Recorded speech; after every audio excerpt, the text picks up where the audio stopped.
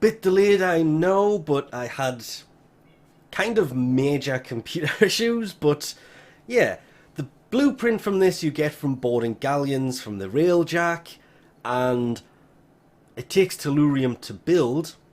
Luckily, you can get that fairly easily these days, and honestly, the stats aren't looking that bad. The 300 magazine with the 38% crit chance. This thing, being a mastery rank 12, well, comes with 2 Vs and a V on the Exilus slot, which you can unlock, you not unlock. It doesn't affect the total mod capacity or anything else of a weapon, and well, that's actually really good.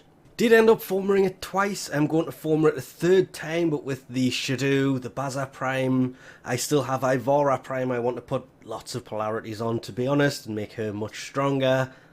I kind of got to this point while forming for the Shadow and then put this away. So the dash, you can put an element on there. I just have the 4 elemental mods. Serration, Heavy Caliber, the other V will be for Split Chamber, and Vigilant Armaments. I'm using that a lot, especially on weapons like this, because in the full auto side of it, the multi-shot helps a lot. Heavy Caliber? Well, this weapon works, I'm not going to say weirdly, in a new way. It has the normal auto-fire mode, which I like auto-fire weapons. I like them a lot, actually, because this will be the 3rd one I've done, possibly in a row. I haven't decided what I'm doing after I did the Baza Prime, then I think it was the Carrack, and then maybe this. This was done for a reason in this order. The Baza Prime was great. It is a huge improvement. It does, because of the crit, it is the best of these 3. Then it's followed by this, the Carrack coming in dead last. Because this, the auto fire side of it, is the best way I can put it. It's a good auto rifle. It's a bit slow and you can't just keep firing it, even though it has a magazine capacity of 300, because it overheats, and when it starts to slow down is about the same time it starts to deal damage, and that's when you go, oh dear me, what do I do now?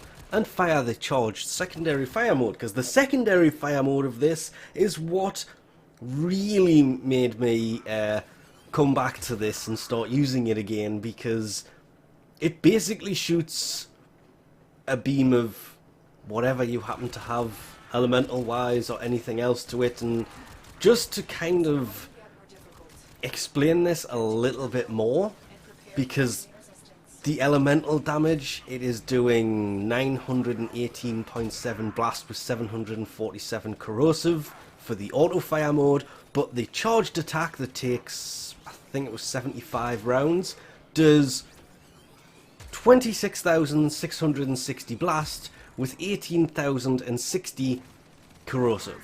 That is because I have blast on this. You can have that any other way you want, but 26,660 blast is insane. If I could just run this with pure corrosive, it would be great. You can. You don't have to run the dual status mods. Of course, if you did want to use this for its secondary fire mode more than its primary fire mode, you want to build this with Point Strike and Vital Sense in there, because that will give it 100% crit chance. And 100% crit chance, obviously, way better. Plus, it's something like 5 times multiplier, so yeah, 5 times the 26,000 damage. Simple math, that's nearly a little bit over actually 100,000 damage this thing can do for its secondary attack mode, and that is if you can keep blast on there. I had a little bit of a play with this, sadly lost a lot of the elemental damage fitting Point Strike and Vital Sense in there, but it really didn't make any difference. That secondary fire mode, it was doing a lot less damage than I was hoping to get from it, but wow, the secondary fire mode of this is definitely where this thing comes to life, saving it from any previous bad side effect, like the primary fire mode. If you keep it firing for too long, it will overheat. There's no overheat indicator, it will just slow down the fire rate. And once it slows down the fire rate, it gets really bad. But stopping shooting for a second or two and then starting to shoot again, it's still kind of overheating. You need to leave it for a little bit longer. So take a really good secondary with you if you are using the primary mode only. The secondary, it's not a beam. It's more of a kind of like a shotgun, which does mean that it will have a much shorter range than its primary fire mode.